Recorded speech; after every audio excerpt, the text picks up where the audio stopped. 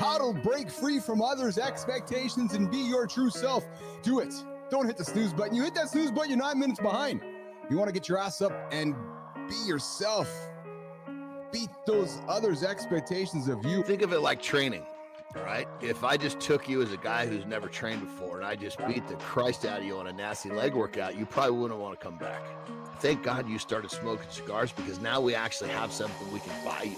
For the fucking guy that's got everything. We're all quick to crush the alcohol and the wine, and then you throw the other vice on the table, cannabis, and America's like, oh my God, we're wrecking the world because there's cannabis out there. So we grew up as a Gen Xer. I found an article where Gen Xers gave 5 rules to swear by for longevity.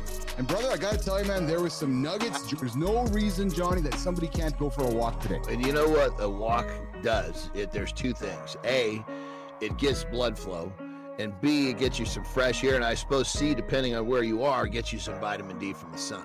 We have a smorgasbord of topics going on today. Of course, we're talking about how to be your true self and not live somebody else's life. Well, apparently, they might be searching for dirty bombs with these drones. So there's an expert, a drone expert out of Kansas City there, who actually works in the military, who said, who's got a video floating on X right now. The only reason you're flying a drone at night is if you're trying to find something. Men, pay attention to what I'm going to say next. A recent study published in the Journal of American Medical Association has shed new light on the relationship between sedentary behavior, in other words, sitting around too long, and the risk of developing dementia. Gentlemen, I'm telling you right now, get up and get moving. Accountability is a love language. It's mine. Can't you tell? Yeah, most people just think it's discipline. No, baby, it's not. It's not just discipline. It's discipline plus care. You hold people accountable because you want them to win. Discipline's the muscle. Care is the heartbeat. Without both, that accountability you're striving for, it falls flat. If you're sitting around, get up. Get off your ass. Don't hit the snooze button. Get moving. Right? And we also know that a lack of sleep has been linked to high blood pressure, type 2 diabetes, cognitive decline, and obesity. So gentlemen, get your sleep in. The reality is I make bad decisions when I'm tired. We all do. Make bad decisions with food, make bad decisions.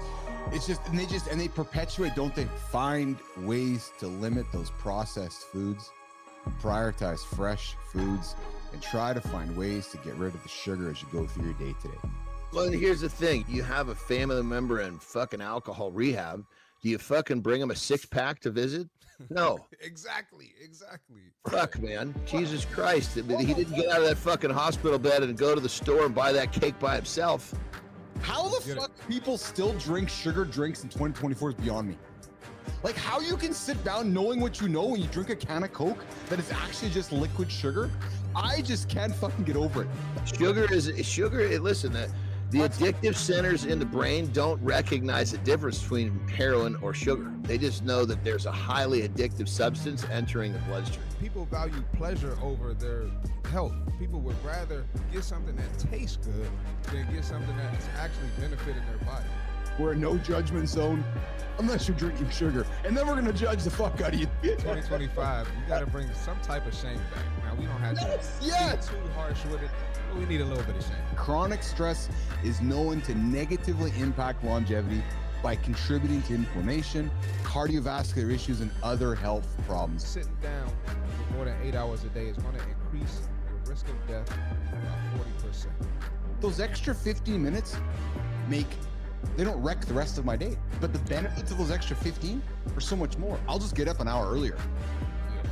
Somewhere in John's journey, he recognized that this was unique, and I'm gonna just pour the fucking gas onto it. When I'm being told I'm fucking nuts for trying to do what I'm doing, I've heard that so many times before. You're gonna have to come up with something new to catch my ear, motherfucker. Just be able to shine on what other people say. That was a gift given to me because of what I heard so much when I was younger. The rougher the road, the more skills you develop, the better you get, the more you can achieve. What do I enjoy? Not what Marty enjoys, not what Johnny enjoys, not what somebody over on LinkedIn or Instagram enjoys and is creating FOMO for me. No, what do I enjoy? Your manhood is not based upon your football watching. You got a big enough fucking problem to deal with the voice inside your own head with those limiting beliefs, let alone the motherfuckers all around you. When I'm tired and when I'm not eating correctly, my limiting beliefs start showing up pretty fast in my brain. He's got his mantra on his fucking watch now, and his limiting beliefs are out the window. He's like, I can fucking do anything. When you learn to manage the shit that rolls around inside your head, you are going to be a much happier person, a more productive person, and you are going to get what you want a whole lot faster. We drink so much sugar, we eat so much sugar, but it's killing our aging.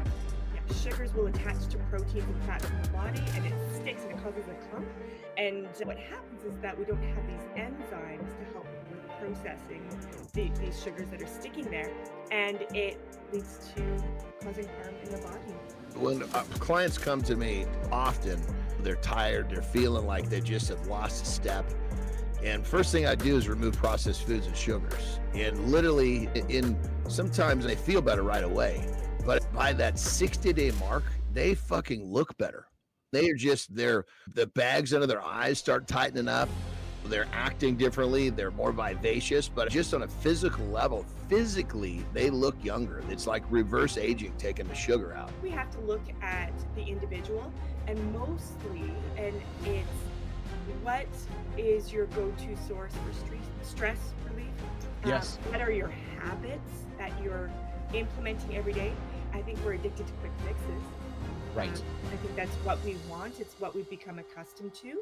It's really understanding who you are and being emotionally intelligent with who you are so you can set up what you need. I've really worked hard on moving my thought process from a wanting, creating awareness on what's the right action, and then acting. And I'll tell you, I do things differently because I just don't all of a sudden respond to a want as quickly as I used to. Addictive behavior can be a really powerful thing when you learn to manage it and put it in the right direction. We're gonna get back and wrap up our discussion on how to break free from others' expectations, be your true self.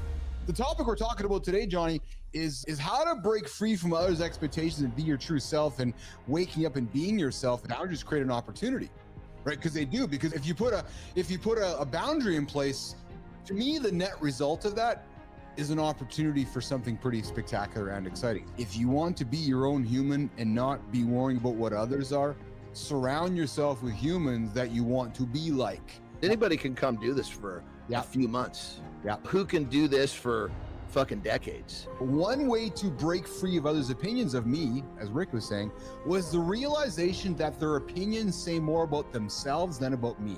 You've exposed the fact that they're not doing what they want to be doing or they should be doing. Practice self-love and acceptance. That is another key on identifying who you are instead of having somebody make that identification for you. Learning the art of letting go of the need of approval from others. Many of us are waiting for affirmation from somebody else. The moment you recognize who your true self is, it's very magical, isn't it, Johnny? When you truly don't care about what others are thinking. I know it's related to age, but it is such a wonderful feeling. Sometimes it's the people that are closest to you that you actually have to realize they may be supporting you before you realize it. The kids of today now are more focused on what's going to make them happy, which is really fucking great, because our generation was about go fucking make money, sacrifice your happiness. I can be so tired, I can be exhausted.